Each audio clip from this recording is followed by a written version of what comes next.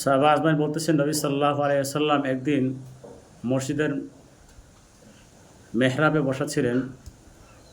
কথা বলতে বলতে তিনি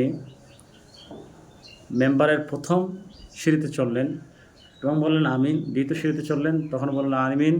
তৃতীয় সিঁড়িতে বসলেন, তখনও বললেন আমিন। রসুল আকরাম সাল্লাল্লাহু আলাইহি ওয়াসাল্লামের এই শব্দগুলো কখনো সাহাবারা শোনেন নাই। তো সাহাবারা জিজ্ঞেস করলেন, ইয়া রাসূলুল্লাহ, ইতিপূর্বে আপনি এমন শব্দ বলছেন যেটা আমরা কখনো শুনি নাই, এর মানে কি, এর অর্থটা কী? রাসূল সাল্লাল্লাহু আলাইহি ওয়াসাল্লাম বলেন, ইতিপূর্বে আমার কাছে জিবরাইল আমিন আসছেন।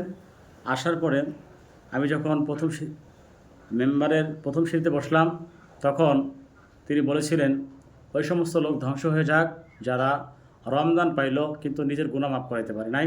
তখন আমি বলছি আমিন, তারা ধ্বংস হয়ে যাক। এরপরে দ্বিতীয় সিঁড়িতে যখন বসলাম, তখন জিবরাইল আমিন বললেন, ওই ব্যক্তি ধ্বংস হয়ে যাক যে আপনার নাম শোনার পরেও দুরূদ পাঠ করে না। তখন আমি বললাম আমিন, সে ধ্বংস হয়ে যাক।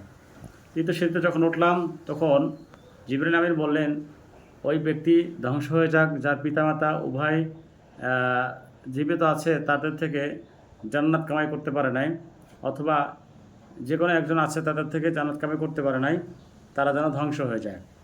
তখন রাসূল আকরাম সাল্লাল্লাহু আলাইহি ওয়াসাল্লাম বলছেন আমিন, ধ্বংস হয়ে যাক তারা।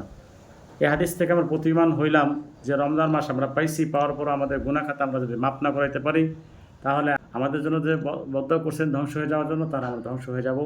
এজন্য আমরা গুনাহ তো করবোই না, নিজেদের গুনাহ মাফ করার জন্য আল্লাহর কাছে বেশি থেকে বেশি ইস্তেগফার করব।